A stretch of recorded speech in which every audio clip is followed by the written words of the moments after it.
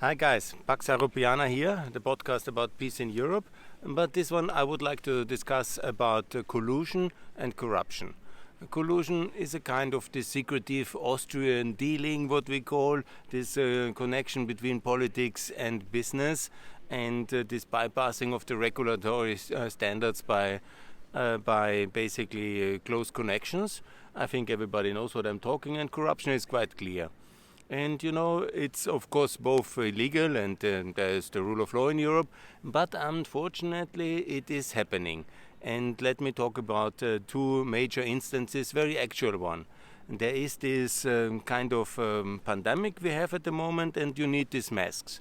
And what is happening in Germany and Austria, and that's especially shocking because I have spent the last 20 years promoting anti-corruption in the new accession countries, and we always come there with this kind of moral kind of attitude, and we say you shouldn't be corrupt in Kosovo, in Ukraine.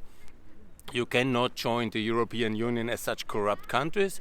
And now when we found out what is the reality, we have this emergency, then we don't have enough masks, and then we see that a lot of people who are already very well employed in ministries or as parliamentarians, and they additionally make a lot of money with providing via their great connections they gained in politics and in public service, and they use that to sell the public, basically via public procurement, such kind of emergency tools, mainly from China. So that's interesting. How you call that? Corruption or collusion? I'm not a lawyer, but I think it's morally deeply flawed.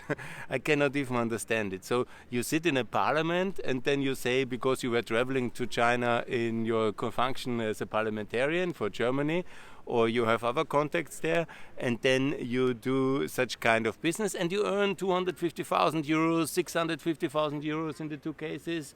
Or I don't know how profitable it was to rebrand basically Chinese masks as Austrian masks, but it seems to me that this is deeply dubious and morally quite wrong.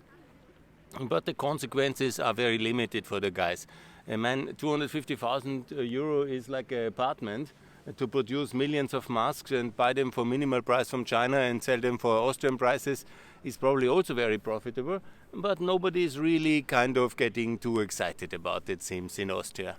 Anyhow, so it's not an encouragement for corruption for the politicians in Kosovo or Ukraine or Bosnia. No, guys. Yeah, just it is a sign that we are very hypocrite in Austria and Germany in our talking about ending corruption in new countries. They have to be perfect before we allow them in, because they are dirty guys and dirty corrupt countries, and we have to keep them for another 20 years in the waiting line, while our Austrian and our German elite is up to here in such kind of dodgy deals. I mean, it's especially immorally in the context of this mask crisis and the consequent kind of crisis we have in the public health situation of 2021, and then to exploit such kind of situation by such business deals, and then to claim that's legitimate business, I think it's pretty bad. So, guys, get better. It's really bad. And my next video will also entertain you very much, and I will talk about this Russian deal, which certainly some people think it's completely legitimate, but I think it's quite outrageous. Okay, thanks for listening. The next one is about Rosneft. One moment, please.